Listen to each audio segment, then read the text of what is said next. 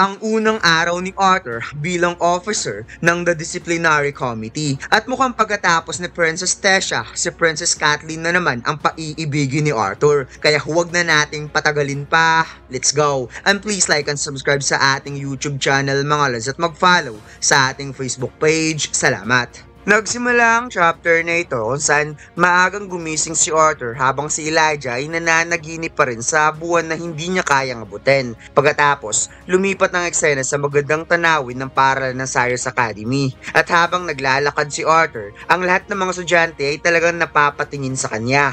Dumating na ang ating bida sa kwarto na papasukan niya at ito'y makikitang isunuot na ni Arthur ang uniforme ng disciplinary committee at napasabing nandito na tayo, Selby. Tingnan natin kung ano nga ba ang itsura ng tinatawag nilang pinakamalakas na estudyante ng Cyrus Academy.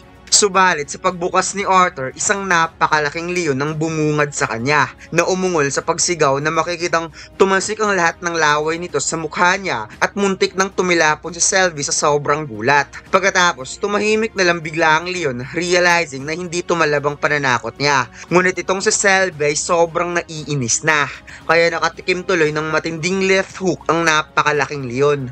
Napangiti ang isang lalaking member ng disciplinary committee na napasabing hindi ata umayon kung ano ang nasa plano nila. Nasagot naman ang ating bida, ang ganda naman ng plano nyo. Gusto nyo subukan kung gaano kakapal ang balat ko.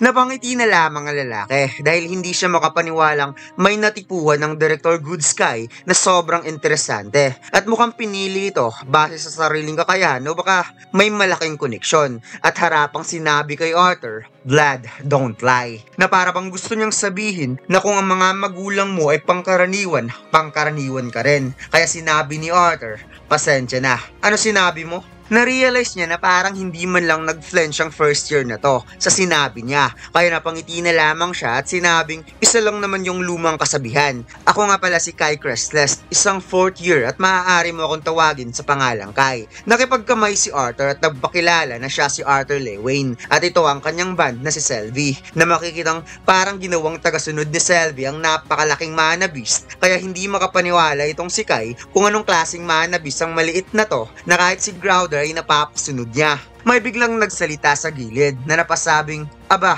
isa na namang inosenteng pugi-pugi ang binatilyo ang dumating." At ito'y nakita ni Arthur ang dibdib ng isang member ng disciplinary committee, pati na rin ang labi ng isang babae.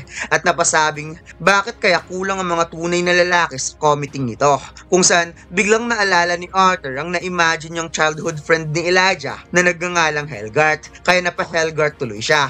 Nilapitan si Arthur at harapan na sinabi, sino naman ang mga magulang sa mundong ito na papangalanan ng kanyang anak na Helgart? Ako nga pala si Dora Drea or Guard, isang first year. Napangiti si Arthur at nagpakilala na siya si Arthur Lewayne at ang sinabi niya kanina ay wala lang yon. At saka pareho pala silang first year, kaya inislap ni Dora Drea ang kamay ni Arthur at napasabing huwag ka nga maging sobrang seryoso. Niyaya ni Kai ang dalawa dahil naghihintay na sa kanila ang iba pang member ng disciplinary committee sa kabilang kwarto. At habang naglalakad sa napakalaking hallway na parang dito ata ginaganap ang mock duel ng mga malalakas na estudyante, sinabi ni Kai na hindi sinabi sa kanila ni Director Goodsky ang pangalan ni Arthur kahit konting detalye man lang. Kaya sobrang na-curious sila kung sino ang pinakahuling member na kukumpleto sa disciplinary committee. Habang itong si Dora Drea ay napasiplat kay Arthur kung saan bigla niya itong hinawakan at binuksan ng pintuan para sorpresahin papasok sa loob ng kwarto at sinabing nandito na pala ang pinakahuling member nila. Biglang nagsalita ang lalaking nakaupo sa sofa na napasabing tama nga talaga ako na ikinagulat ng ating bida dahil ito pala ay si Prince Curtis Glader na napasabing ikaw nga talaga ang inaasahan ko, Arthur. Napasimpleng sagot ng ating bida, Curtis, ikaw pala. Hindi na ako nagtataka kung kasali ka rin dito. Subalit si Curtis ay hindi makapaniwala sa nakita niya kay Grouder. Alam naman niyang hiniram sa kanya ni Kai si Grouder para takutin si Arthur. Ngunit parang kabaliktaran ata ang nangyari. Nagulat si Arthur dahil parang may naalala siya sa band ni Cortez at napatanong kung ito ba yung World Infant Lion na binili sa auction nung una silang nagkita. Nasagot naman itong tama ka at nabuo na nila ang equal contract nung nakaraang taon matapos nitong maabot ang rank A class. Kaya binati ni Arthur si Cortez at masaya siyang nagkita silang muli. Habang itong si Dora Drea ay hindi makapaniwalang magkakilala na pala ang dalawang to. Nasagot naman ni Cortez, hindi lang naman ako nag-iisa dito, na ipinagtataka ni Arthur kung sino ang tinutukoy ni Cortez. Biglang bumaba ang isa pang disciplinary committee at ito nga ay ang napakagandang prinsesa ng Kingdom of Sapen na si Princess Kathleen Glader na napasabing masaya akong makita kang muli, Arthur Lewin. Nasagot naman ang ating bida, masaya din akong makita ka, Princess Kathleen. Nakasual na response ng prinsesa gamit ang kanyang nonchalant gesture sa pagtango. May isa pang bumaba na isang elf na napasabing mukhang may nakalimutan ka ata, long time no see, Arthur Lewin. Ngunit napasagot ang ating bida, sorry, kilala ba kita? Kaya sinabi niyong, ako ito, si Ferret Ebbs sa Arda III. Biglang naalala ni Arthur na nagyabang ito noon sa karwahe, kaya sinabi ng ating bida, naalala ko na. Ikaw si Feifei. Kaya hindi napigilan ni Dora Drea na mapatawa habang ang tatlo ay pinipigilan na lamang ang sarili na tumawa. Uwi ka ni Ferret na maaaring first year lang din siya tulad ni Arthur, ngunit mas matanda siya ng ilang taon kaya nakikiusap siyang tratuhin siya na may respeto. Kaya napatugon si Arthur, o sige na nga, dahil parang kahapon lang kasi nung ninockout kita gamit lang ang isang suntok at sobrang saya ko nung time na yon. Kaya inis na sinabi ni Ferret, sinasadya mo ba to Arthur? May biglang nagsalita na napasabing mukhang tayo na lang ata ang natitirang hindi pa nagpakilala, Teo. At napansin nga ni Arthur na may nalagay itong espada sa gilid. Kinuha niya ang kanyang uniforme at nagpakilala na siya si Claire Bladeheart, isang 6th-year battle mage student at leader din ng grupong ito. Kaya napahanga itong si Arthur nang narinig ang pangalang Bladeheart at napatanong kung kaano-ano nito si Caspian Bladeheart. Nasagot naman itong, oh, kilala mo pala ang uncle ko. Kung kaya't napangiti na lamang si Arthur na itinangging hindi niya ito kilala. Narinig lang kasi niya galing sa kanyang ama ang katanyagan patungkol kay Caspian Bladeheart. Pangiting ikinuwento ni Claire na halos sinimulan agad siyang sanayin ng kanyang uncle nung siya ay nagkaroon ng awakening. Kaya marami sa mga teknik niya nakahawig kay Caspian. Kaya masaya siya na kinilala ni Arthur ang pangalan ng kanyang uncle. Habang itong si Teo ay unti-unting lumalapit kay Arthur.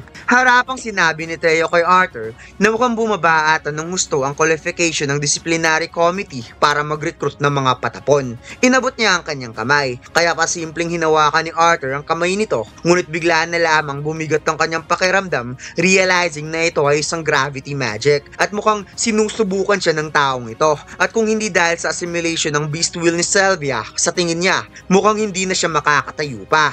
Napawisil na lamang si Cortez habang pinapanood sino Arthur at Teo, at si Ferret naman ay napangisngis sa kanyang nakita kay Arthur kung paano nito na-sustain ang gravity magic.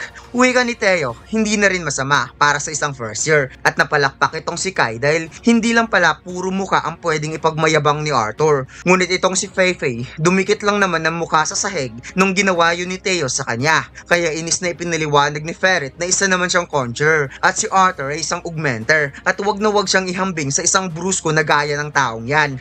Inakbayan ni Claire ang dalawa at mangiti na sinabi, tumigil na nga kayo. Puro kayo kalokohan. Kailangan pa nilang isuot ang seryosong mukha nila para sa Club Rush announcement mamaya. At ito nga ang pinakaunang pagkakataong ipapakita ang mukha ng mga opisyal na officer ng disciplinary committee sa buong student body. Nagulat si Arthur sa kanyang narinig dahil mukhang hindi niya ata alam ang patungkol dito at hindi pa naman siya handa. Kaya sinabi ni Curtis na wala namang dapat paghandaan dahil ang student council president mismo ang gagawa ng announcement. Ang kailangan lang nilang gawin ay maglalakad at kumiti sa harap ng buong student body. Kung kaya't sinabi ni Arthur na siguradong ang walkthrough nila mamaya kasama ang higanting mana beast ay makakatulong talaga sa kanila sa harap ng napakaraming estudyante, at pumalakpak na nga itong si Claire para sabihin sa mga kasamahan na ipapakita nila sa lahat ng mga feeling entitled student kung ano ang kakaharapin nila kapag pinili nilang lumabag sa mga patakaran ng Cyrus Academy. Pagkatapos, lumipat ang eksena kung saan nasa podium na ang student council president Tesha Eralet. Inilahad niya ang lahat ng patakaran sa Club Rush at wika ni Tesha sa lahat na nais ng Student Council na formal na ipakilala ang isang komiteng personal na pinili ng direktor upang lutasin at pigilan ng mga sigalet sa pagitan ng mga estudyante at patay na rin ang pagpataw ng mga nararapat na parusa sa mga pasaway. At para sa kapakanan ng pagpapanatili ng kapayapaan at kaligtasan sa lahat ng mga estudyante ng Cyrus Academy, sabay-sabay nilang tanggapin at palakpakan ang mga official officer ng The Disciplinary Committee. At dito lang nagtatapos ang chapter na ito mga lods. Huwag mo sana kalimutan mag-like, comment at mag-subscribe sa ating YouTube channel at mag-follow sa ating Facebook page. Salamat!